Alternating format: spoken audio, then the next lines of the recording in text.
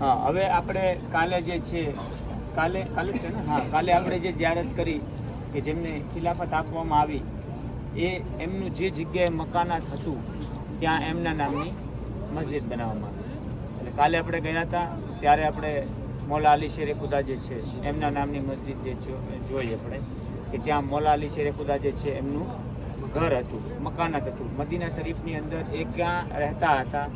મસ્જિદ નબવીની નજદીક. એ મકાનાત જે જગ્યાએ હતું ત્યાં અત્યારે તારીખી મસ્જિદ એટલે કે 1400 વર્ષ તારીખી મસ્જિદ એટલે કે એની હિસ્ટ્રી છે કે ત્યાં રહેતા હતા.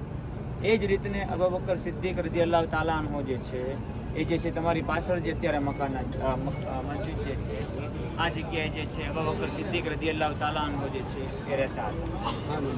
અને આ જે છે એ પણ તારીખી મસ્જિદ છે કે જે આ સ્ટ્રક્ચર જે છે એ હજારો વર્ષથી જે છે એ ઊભું છે. અને આઈની હુકુમત પણ આ સ્ટ્રક્ચરની અંદર કોઈ જાતનો ફેરફાર કરી શકતી નથી.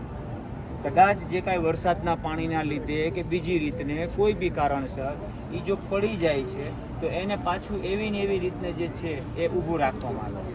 જે લાકડું જે છે જે તમને સામે બતાવી છે એ લાકડું પણ એવી ને એવી પરિસ્થિતિમાં જે છે વચ્ચે કૂચાડેલું છે.